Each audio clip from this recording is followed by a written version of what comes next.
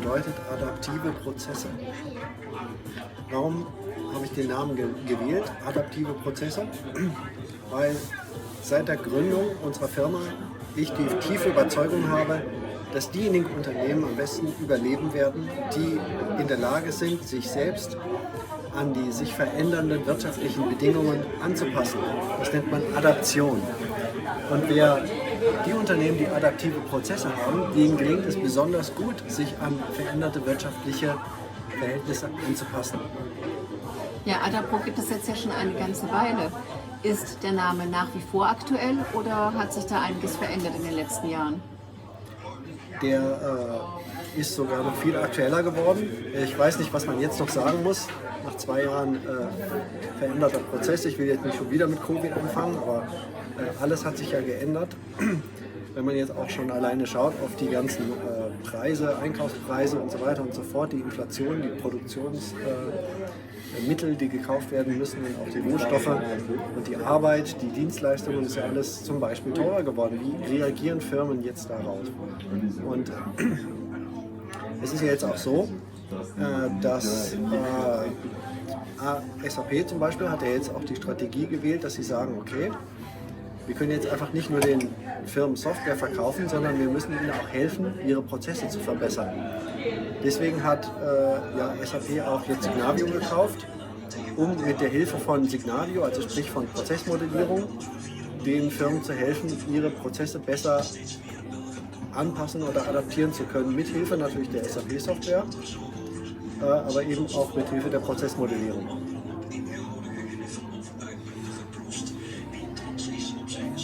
Wie beschreibst du eine Firma, die nicht adaptiv ist? Also eine Firma, die nicht adaptiv ist, die hat unglaubliche Schwierigkeiten, sich an sich verändernde Randbedingungen anzupassen. Die machen einfach so weiter, die tun so, als wäre nichts passiert und versuchen ihren alten Stiefel weiterzumachen und merken nicht, dass die Zeiten sich vollkommen geändert haben. Oder wenn sie es merken, dann ist es so, dass es ihnen viel zu schwierig ist oder viel zu teuer, um ihre Prozesse abzuändern. Zum Beispiel, indem sie viel zu viel Geld investieren müssten, um ihre Software zu verändern, ihre Software umzuprogrammieren oder sonst irgendwas. Und deswegen lieber die Finger davon lassen und es nicht machen. Und deswegen lieber ihre alten Prozesse weitermachen, ihre alten Produkte weiterverkaufen, ihre alten Dienstleistungen weiter erbringen, was sie aber nicht sonderlich weit bringen wird. Ja, aber was ist jetzt mit Sonderentwicklungen?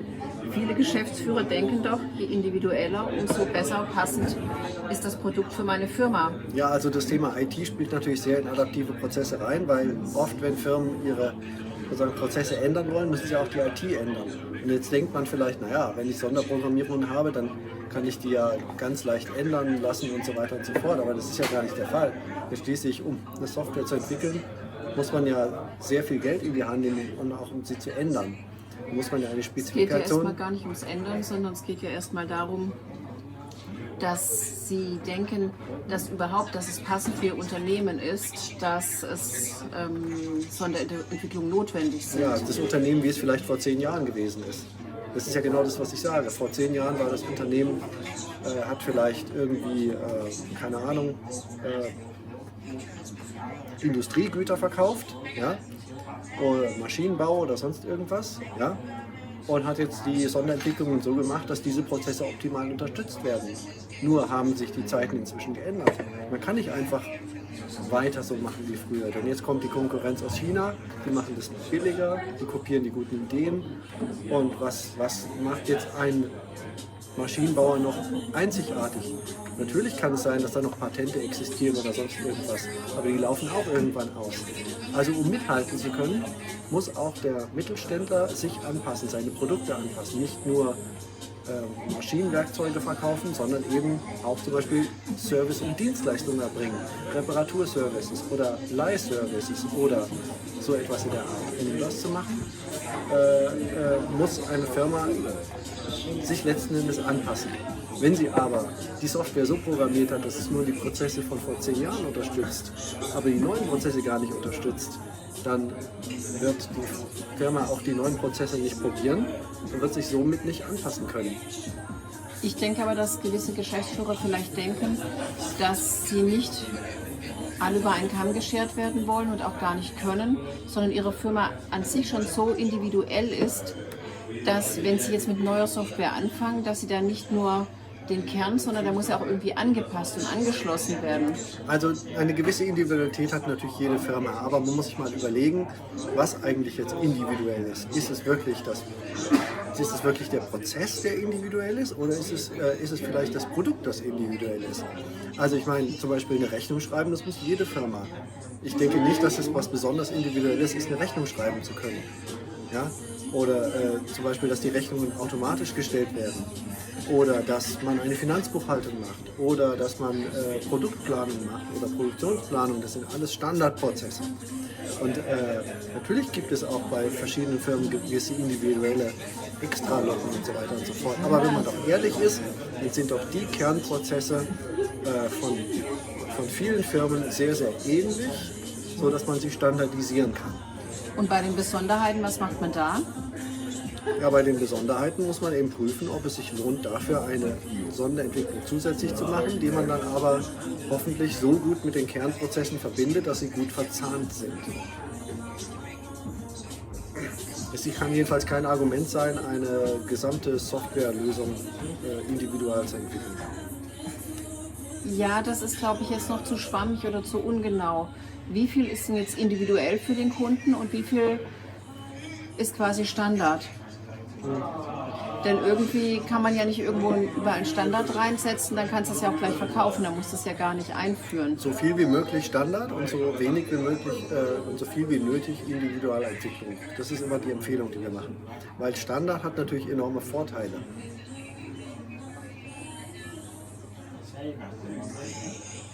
Okay. Ja, genau. Jetzt drück mal die nächste Frage.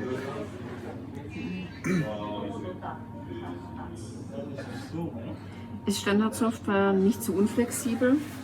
Ja, das denken viele, dass Standardsoftware zu unflexibel ist, aber in Wirklichkeit ist die sonderentwickelte Software meistens sehr unflexibel. Denn die Standardsoftware, die hat ja in ihrem Inneren schon die ganzen sozusagen Sonderprozesse von Tausenden bis Zehntausenden von Firmen drin. Das heißt, da sind sehr viele Prozesse und Prozessvarianten drin, die man doch eigentlich nur aktivieren muss. Also man muss sie quasi nur in der Konfiguration einschalten. Ja? Zum Beispiel, wenn ich jetzt einen Jeep habe. Ne? Ich fahre hier mit einem Jeep rum und na gut, natürlich habe ich die Gänge 1, 2, 3, 4, 5 und so weiter und so fort. So, aber was ich hier auch habe mit diesem Jeep ist, wenn ich in einem Schlammloch stecke, dann kann ich in einen entsprechenden Gang schalten, der die Umsetzung nochmal halbiert und nochmal halbiert. Das heißt, ich kann die Umsetzung bis ein Viertel und dadurch habe ich die vierfache Kraft. Also ich komme da nochmal raus aus dem Schlammloch. Und das sind alles Standardfunktionen von diesem Jeep. Da muss ich überhaupt nichts sonderentwickeln, da muss ich überhaupt keine Abschleppwagen holen oder sonst irgendwas, sondern einfach mit dieser eingebauten Standardfunktion kann ich mich wieder aus dem Loch herausholen. Und es ist einfach so, das ist schon eingebaut, ich muss es nur aktivieren. Ich drücke nur auf den Knopf, lege nur den Hebel um. Genauso ist es auch mit Standardsoftware, das ist alles schon drin. Und wenn ich das dann nach Bedarf aktivieren kann, so wie zum Beispiel, wenn ich vorher Produktionsprozesse unterstützt habe und jetzt auch Serviceprozesse unterstütze, dann kann ich das aktivieren. Und das Beste ist ja noch, wenn die Produktionsprozesse und die Serviceprozesse dann auch noch miteinander verzahnt sind, also wenn man jetzt den Service nutzen kann für die Güter, die man vorher produziert hat und an Kunden verkauft hat und mit der Seriennummer hinterlegt hat, dann kann man sogar auch noch genau speziell für diesen sozusagen für dieses verkaufte Produkt mit der Seriennummer den Support anbieten. Und das sind halt nur mal Sachen, die können nur Standardsoftware, weil nur Standardsoftware so gut ausgereift ist, dass sie all diese Varianten und Kombinationen letzten Endes miteinander gut kombinieren kann. Ja, wenn Sie sich darüber noch ein bisschen genauer informieren möchten, dann treffen Sie uns bei events.adapro.eu. Link unten in der Beschreibung. Wir freuen uns auf Sie.